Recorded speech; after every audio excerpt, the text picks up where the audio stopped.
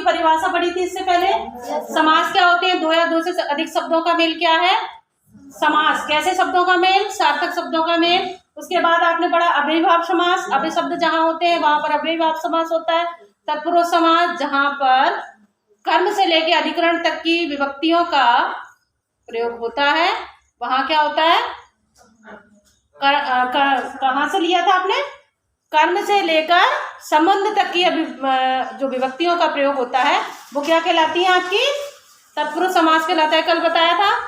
आज है तीसरा है आपका कर्मधारय समास। इस समास का उत्तर पद प्रधान होता है।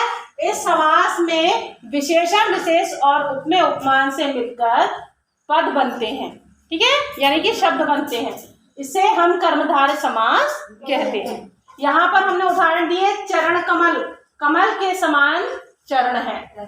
नील गगन, नीला है जो गगन, विशेषता बता रहा ना कैसे रंग का है गगन? नीले रंग का है। चंद्रमुख, चंद्र जैसा मुख, ठीक है। यहाँ पर जैसा लगाया तो किस में जाएगा? उपमा में। और यही कह देते सीधा चंद्रमुख, रूपक, ठीक है। यहाँ पर देखो उपमा हो गया, ये रूपक है। पीतांबर, पीत है जो अंबर, पीत माने पीला, कैसे रंग का? पीले रंग का है जो अंबर। महात्मा, महान होना विशेषता है, महान है जो आत्मा।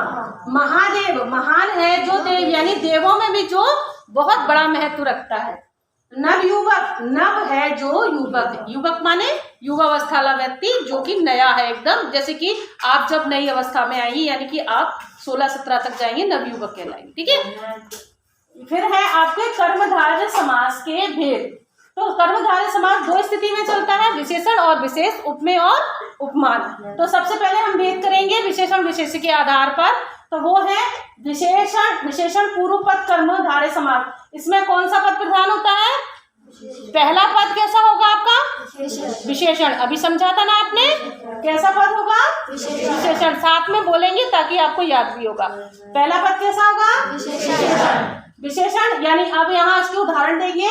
पीतांबर, पीत धन अंबर बराबर पीतांबर। नीली गाय यानी कि नील गाय। प्रिय सखा, इसको एक साथ लिखेंगे यानी कि प्रिय है जो मेरा सखा।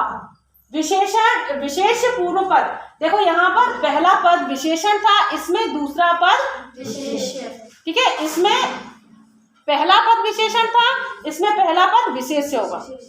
दोनों में अंतर क्या है? पहले में विशेषण था पहला पद, इसमें पहला पद विशेष्य होगा, ठीक है। संज्ञा रूपी शब्द पहला होगा। कुमार, श्रवण। अब कुमार क्या है? विशेष्य है।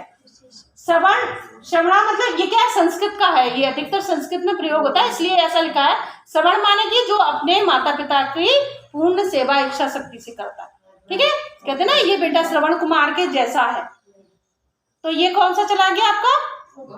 और हम कहें ये तो श्रवण कुमार है तो क्या हो जाएगा? समझ में आ गया ना उपमा रूप। तो लेकिन यहाँ पर हमें विशेषण, विशेष से ऊपर पढ़ रहे हैं तो ये संस्कृत वाला इसलिए कम मिलता है हिंदी में, पर कुछ शब्दों में मिलेगा। विशेषणों व पद कर्मधारय समास। इसमें हमने क्या बताया था आपको? इसमें दोनों पद कैसे होंगे? विशेषण होंगे। कैसे होंगे? समझ में आया था ना? जैसे कि नील और पीत, नीला भी और पीला भी।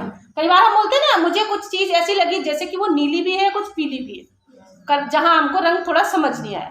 हम कहते हैं ना कुछ काला सा भी था कुछ नीला सा भी था, तो ये दोनों शब्दों में क्या हो गया? विशेषण, ठीक है। विशेष्यो भय पद कर्मधारय समास। इसमें दोनों पद विशेषण थे, इसमें दोनों पद विशेष्य होंगे। समझ में आ रहा है सबको?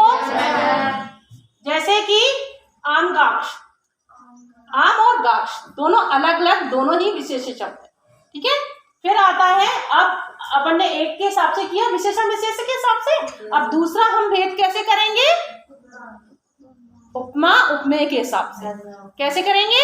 उपमा और उपमेय के हिसाब से, ठीक है। तो उपमा देखो, उपमा उपमेय तो जो उपमा अलंकार है उसके विषय में बताते हैं कि किसकी तुलना किससे की जा रही है, ठीक है। तो यहाँ पर दिया है, इसके भी 3 भेद है, शोर नहीं करेंगे। पहला है उपमान कर्मधार समास। उपमान हमने आपको भी बताया था, ठीक है, जिसकी तुलना जिससे की जाए। तो यहाँ दिया है विद्युत जैसी चंचला, एक युक्ति है जो किसके जैसी चंचल है, विद्युत माने बिजली के जैसी चंचल है, इसलिए हम उसको कहेंगे विद्युत चंचला, ठीक है। फिर है उपमित कर्मधारय समास।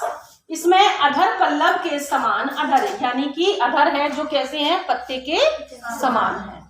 फिर है तीसरा रूपक कर्मधारय, ये तो आपको बहुत अच्छे से समझ में आ गया होगा, उपमा रूपक तो समझ में आ गया। यहाँ दिया है मुख ही चंद्रमा है, और यहाँ पर हम क्या कह रहे थे, चंद्र जैसा मुख है, तो ये क्या था आपका उपमा। और हमने यहाँ क्या कहा है, मुख ही चंद्रमा है, तो ये क्या हो गया, हमें तो नहीं लगता अब आप उपमा रूपक भूलेंगे, नहीं भूलेंगे ना, ये बहुत जरूरी है आपके लिए। उपमा अलंकार, ये जो अर्थ अलंकार पढ़ते हैं उसमें उपमा रूपक बहुत महत्व रखते हैं, ठीक है। तो ये आपको अच्छे से समझ में आ गया।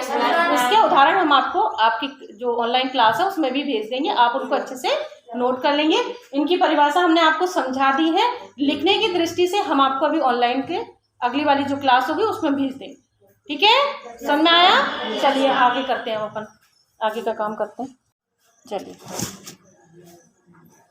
द्विगु समास में पूर्व पद कैसा होगा, पूर्व माने क्या होता है, क्यों पीछे बात नहीं, पूर्व पद कैसा होता है, पहला वाला पद। पूर्व माने पहला, पहला शब्द कैसा होगा, जैसे आप यहाँ देख रहे हैं ना, 9 2 3 5 3, देख रहे हैं ना, ये सब कैसे हैं, पूर्व पद है। लेकिन कभी कभी ऐसा भी देखा जाएगा कि कभी कभी उत्तर पद भी संख्यावाची मिल सकता है। कैसा मिलेगा, संख्यावाची दिया है परिभाषा, और कभी कभी उत्तर पद संख्यावाची हो भी सकता है। इस समास में प्रयुक्त संख्या किसी समूह को दर्शाती है, किसी अर्थ को नहीं दर्शाती, ठीक है। उसका कोई अर्थ नहीं है, अर्थ नहीं लेना है, हमें समूह को देखना, ठीक है। इसको हम क्या कहेंगे, द्विगु समास। यहाँ हमने उदाहरण दिए, नवग्रह, दोपहर, त्रिवेणी, पंचतंत्र, त्रिलोक, सप्तशयी। 9 ग्रहों का समूह, 2 पहरों का समाहार, 3 वेणियों का समूह, 5 तंत्रों का समूह, 3 लोकों का समूह, 700 पदों का समूह।